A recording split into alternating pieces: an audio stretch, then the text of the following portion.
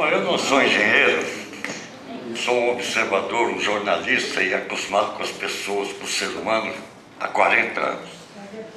O que eu vi aqui ficou muito claro: os moradores se sentem abandonados, se sentem maltratados e desprezados. De outro lado, olhando para o lado técnico, o que eu vi aqui foi uma demonstração clara de que a ponte é infinitamente mais barata, provoca menos, quase nenhuma desapropriação.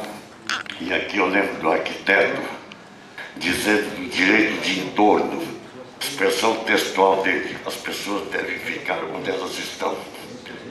Se vocês forem aguentar esse túnel, eu não sei quem mora aqui na região.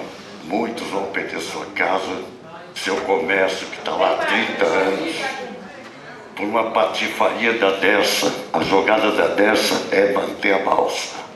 A balsa dá 9 milhões por mês para a Dersa. Com esses 9 milhões por mês, nosso governador emprega cupinchada, que não se elegeu, diretor de RH, diretor de relações institucionais, diretor de relações com o mercado, e todo mundo a 30 mil, 35 mil por mês.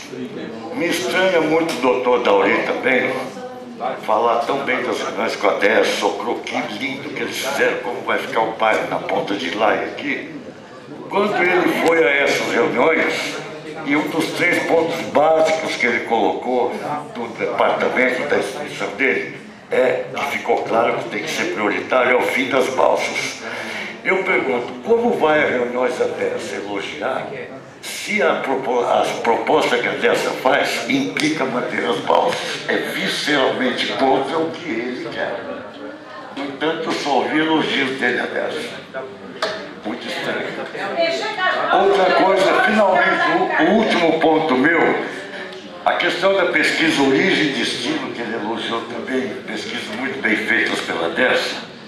Eu pergunto se essa ponte foi feita para unir Santos ao Guarujá, litoral norte ou litoral sul, moradores aqui, ou foi feita para paulistano ir à praia, porque ele citou pesquisa origem e destino. Temos isso muito bem contado, é fácil contar quantos carros vêm e vão para a praia, para o Guarujá. Olha, paulistano que quer ir para o Guarujá, desce e pega a cor do Cruzeiro Rangoni. Não vem até a pontinha da praia, que é o lugar certo para fazer o túnel, a ponte, e para ir para a praia.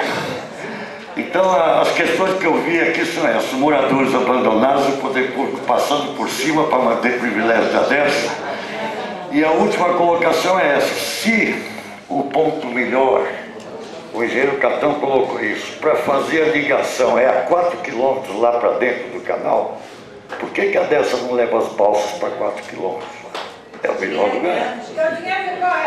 Porque corre muito, corre 9 milhões por mês com balsinha aqui.